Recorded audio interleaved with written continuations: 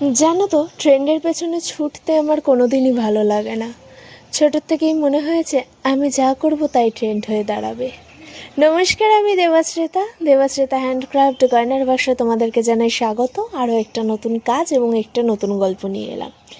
এই ট্রেন্ডের কথা বলাতে মনে হলো, দেখো, আমার প্রত্যেকটা ভয়েসের পেছনে গাড়ির আওয়াজ পাবে, পাখির একটা কিচিরমিচির শব্দ পাবে, একটা খোলা হাওয়ার শব্দ পাবে। আসলে ওই তথাকথিত মাইক নিয়ে বা খুব স্ক্রিপ্টেড আমি কোনো কিছুই করে উঠতে পারি না, হয় না আমার দ্বারা।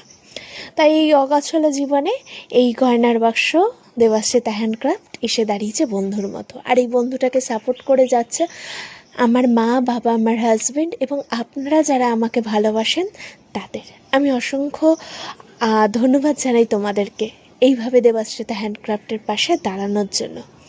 জানি এখনও অনেক মানুষের কাছে পৌঁছানো বাকি, অনেকটা দূর হাঁটা বাকি।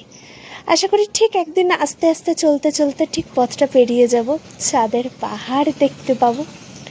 দেখো, কথা বলতে বলতে এই মাটির বোলটা রেডি করে ফেলেছি।